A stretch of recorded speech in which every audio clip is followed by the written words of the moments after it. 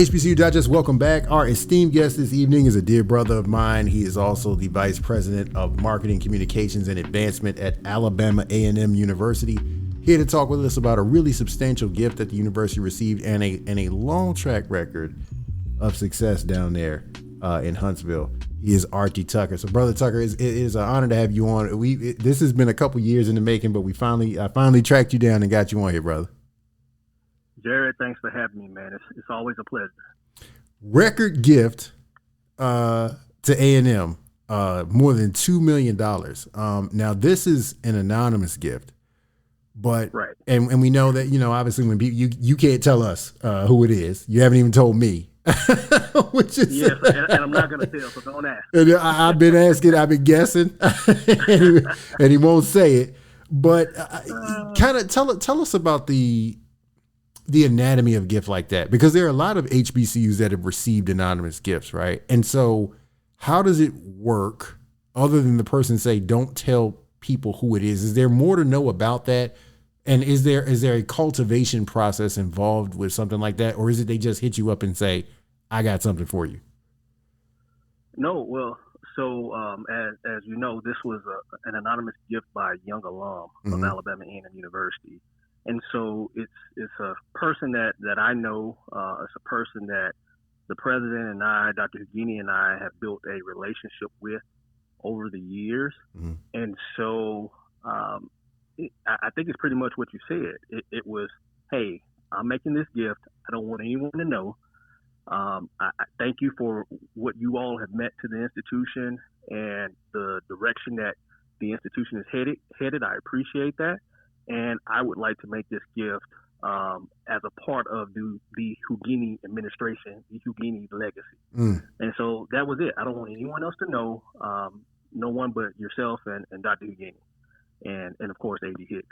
And so that's kind of how it happened. But it was a long period of cultivation over, I would say, I've been at Alabama A&M for 10 years, so probably about 9 out of those 10 years, we've been cultivating this particular individual. 9 years. Wow. I mean, is there something that, obviously $2 million is extraordinary, bro. And congratulations on the opportunity of building that relationship and cultivating it to that point. But I've always believed that there is so much good in a gift like that. And there is something to take away from it to say, is there something left to be desired when someone doesn't attach their name? Not to say that they're doing it, for whatever their reasons are, but having a name attached to it gives a certain level of gravitas to the institution as well, right? So do you feel like you miss something when you don't have a face and a smile and a voice to attach to such a substantial gift that others may see and then say, you know what, I want to be like him or her and do something similar? So that was my thought initially for both Dr. Hugini and myself. We never had an anonymous gift, certainly not of that magnitude. Mm-hmm. And so, my initial thought was I would love to have your name attached to this particular gift and associated with the gift because it's just it's a person you can touch. It's a face that you can see and someone could see themselves making a similar type of gift, another alum. Right. But after we rolled it out and as we thought about it, there's a certain mystique that is added when the gift is anonymous. And then the fact that it is a young alum that made the gift, I think those two factors are key factors, obviously the size of the gift as well, but those factors are key factors that have added to the media traction, to be honest with you, that we've been able to receive over the last week since we announced. I had the privilege a couple of years ago to attend the gala for you guys, the scholarship gala, which was a wonderful event. And, I'm hoping we get back online at some point. If you have never been down to A&M homecoming or you never been to Magic City or you never been to their gala, y'all should take a trip down to Alabama for sure. But no shade to Alabama State, but we talking about A&M right now. But I would say that this is kind of a continuation of a lot of philanthropic growth that y'all have had over the last couple of years. Even when I was there a couple of years ago, that was a record in terms of student scholarship support. Can you kind of talk about the growth under Dr. Hugini, particularly in the philanthropy area, And how has that been constructed with corporate partners, with individual donors, with alumni coming in big? How have you guys kind of cultivated that new stratosphere of supporting the institution? Yeah, absolutely. So, what I'll say is when I arrived at Alabama A&M University 10 years ago, and Dr. Guinea came in maybe a year and a half before I did, what we walked into was a shop that on average had been raising about $850,000 a year in total in private dollars. And our alumni giving percentage was less than 1%. And so fast forward, we were able to put a number of things in place. Still a very small shop, but was able to build a team that is, I say this all the time, Jared, we don't have an army of people, but we do have a few dedicated snipers that are really good at what we do. Mm-hmm. And so beyond that, it was about putting some, policies and procedures in place, putting best practices in place, reaching out to alumni, reaching out to the corporate community and building real relationships, and I like to call them marriages, because when you have a partnership, it should work as a marriage. Two partners pulling together in the same direction, in a direction that benefits both partners. Mm-hmm. And so that's how we approach it. And so long story short, we were able to have Alabama A&M's lead for Alabama A&M University's first ever capital campaign, in which we had an initial goal of $16.25 million. When it was all said and done, we raised $27.3 million, which is 68% over goal. First time in the history of the university we had a capital campaign. In addition to that, in terms of where we are now, we're still in our fiscal year. We end September 30th. But, last year was a record fundraising year for us at the university, where we had just over maybe I think 5.8 million was the total for us. This year, we're expected to raise by September 30. We're going to be at 10 or 11 million dollars this year. And so when you look at where we were at the beginning of the administration, raising on less than $1 million a year in private dollars, to now exceeding $10 million this year, we feel really good about where we are and where the institution is headed, particularly from an advancement standpoint. So we have a lot of momentum right now, and things are just going really well. And the $2 million gift didn't hurt. Is there one particular thing, or is it a series of things that you would point to and say, here's how the tide, turns? A&M has rich academic offerings and a lot of key alumni, a lot of key industries. Y'all also big in sports. You've had a number of corporate partnerships. Toyota was a big one a few years ago. Is there any one thing that you would point to and say, hey, here's the thing that really catches on folks about what A&M is doing in its progress? There are a series of items that I could point to, but I think you have to take all those things together collectively to really be able to propel us the way in the manner that we're moving at this particular time. But if I had to pick one thing, I would say steady leadership. Dr. Guinea's been at the institution for 12 years, which is really unheard of for the most part. There's some presidents that have been around longer, but that's a long time for HBCU presidents, 12 years in one location. Mm-hmm. And so having steady leadership, a president that appreciates advancement, a president that has a strong grasp of the academic infrastructure of the campus, a president who has a strong grasp and understanding of and how to utilize and manage and grow financial resources at an institution as well. And so we have all those things with Dr. Guinea. And so he's been just a phenomenal leader over the last 12 years. And he's really set this institution up for much success in the future. And yet he's leaving. and I don't mean that. I don't mean that in a bad way, brother, because he's had a really great run. But he's leaving. Are you worried, or is there any concern, from your shop, from the board, from the alumni, from any part of the A&M community, Bulldog community, that says, "Oh man, we've been rolling, and now he's got to go," and it's his time. He's been there for a long time. He's been in HBCU sector for a long time, so it's not like this is premature. But is there any concern about, hey, you've been the captain of this ship that is full speed ahead, and now it's time to go and sail off in a new direction? Is there any concern about that? Well, absolutely. There's always a level of anxiety when you have these leadership changes at the top, just throughout the campus, right? Internally and externally, with in terms of your alumni. We want to make sure we get the right leader in who can take the institution to the next level. Dr. Evgeny did a tremendous job over the 12 years that he was here, but we need someone that will carry us another 10 years, right? Take us to that next level. And so there's a level of anxiety on campus. We're going through a process now, but we have full confidence in the search committee and the board of trustees that they're going to make the right decision and pick the best leader for Alabama A&M University. Let me go back real quick to the corporate part of this, because I think this needs to be underscored. Sure. You guys have really been moving with some of those partnerships. I mentioned Toyota. Another big deal that I think was underreported in a lot of ways, including by me, was the fact that you guys entered into infrastructure where you can kind of manufacture your own beer, and that is major in so many ways. But I would let you speak to that, about just how major it is, not just from a research or a manufacturing prospect for the institution, but from a money-making standpoint, from a marketing standpoint. Just kind of walk us through that deal, how it came to fruition, and what it's doing for you guys.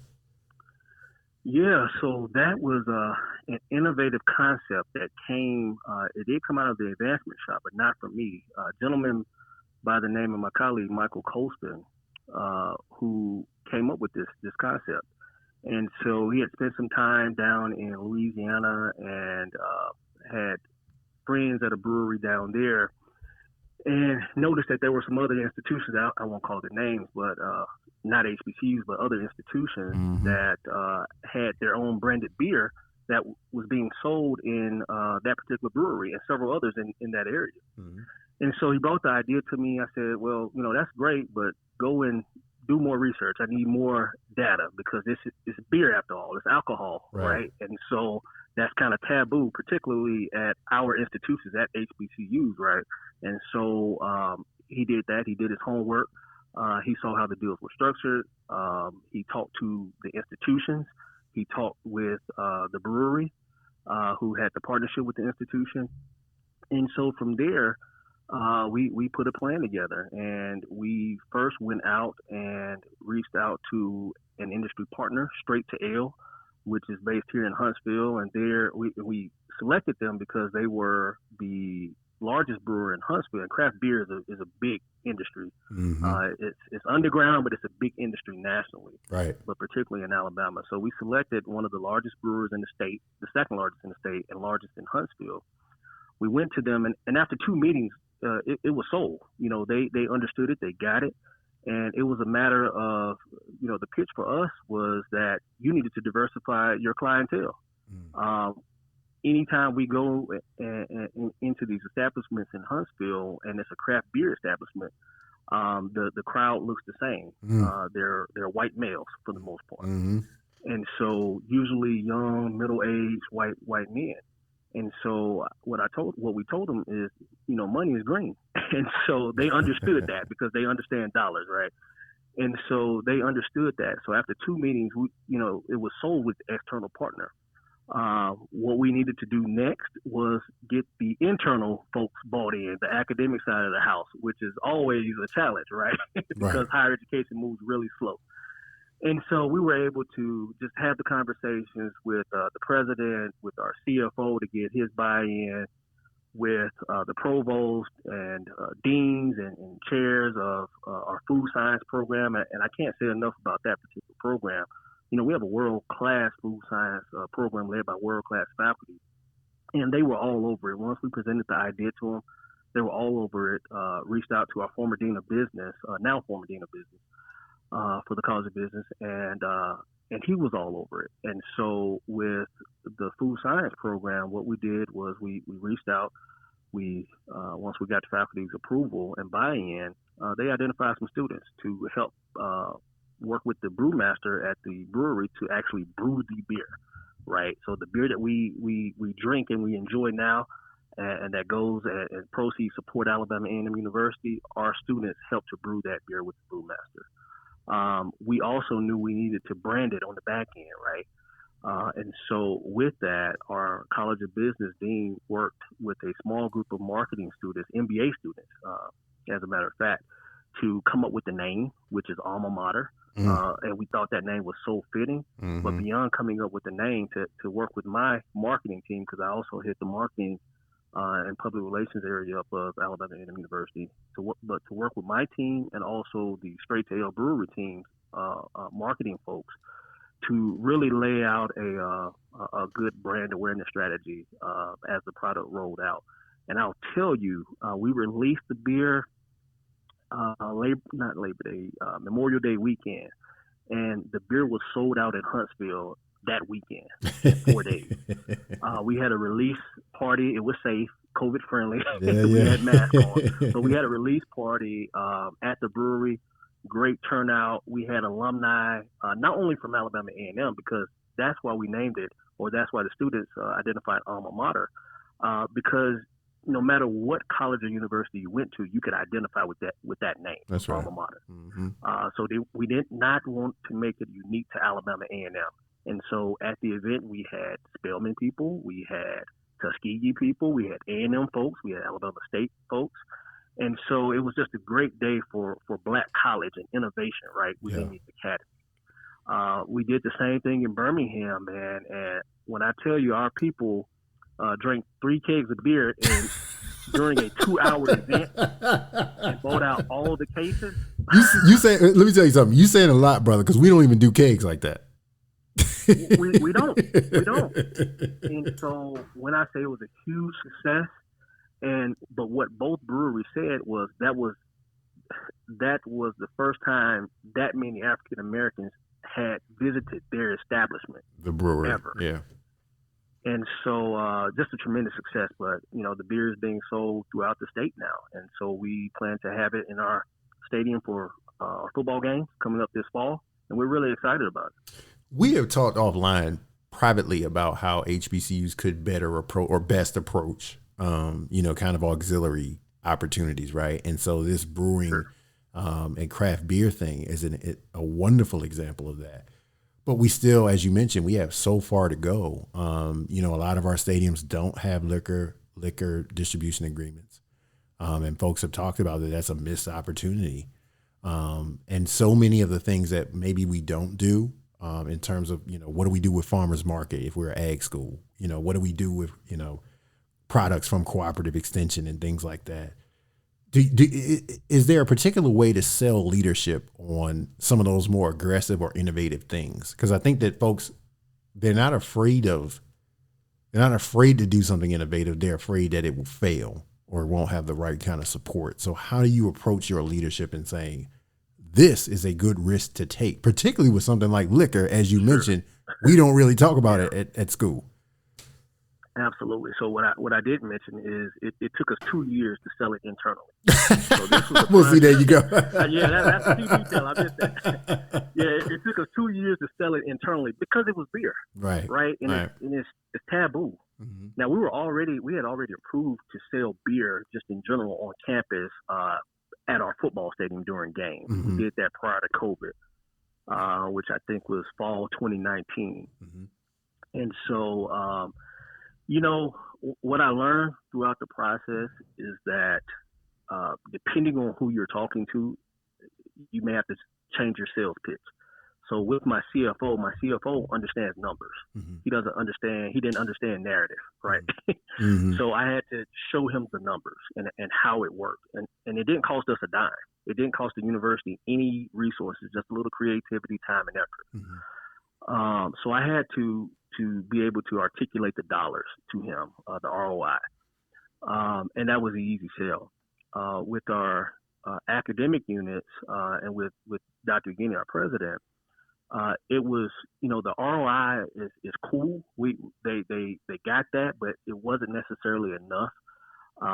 It was about tying in the students, right, and tying in the academic component to really sell it to the academic side of the house and to leadership as well. Mm-hmm. And so getting the students involved in creating experiential learning opportunities, when that came around, when that hit us, like, why is this not gaining any traction?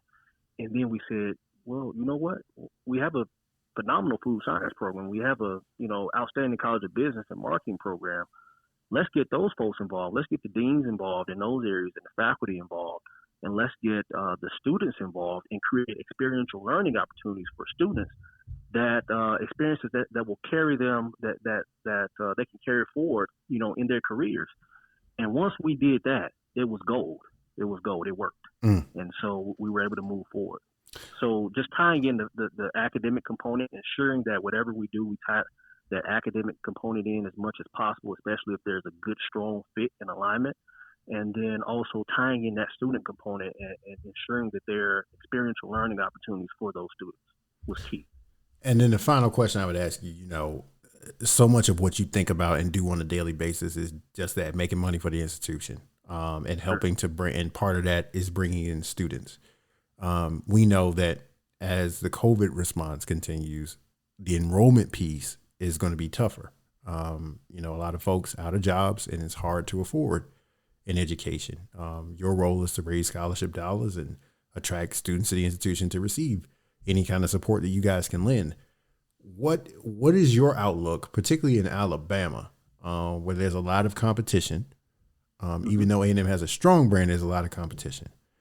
What is your outlook from a philanthropic and a recruitment or / enrollment management / branding perspective on how well A&M will do in the next 1, 3, 5 years to come? Yeah, that's a tremendous question, Jared. It's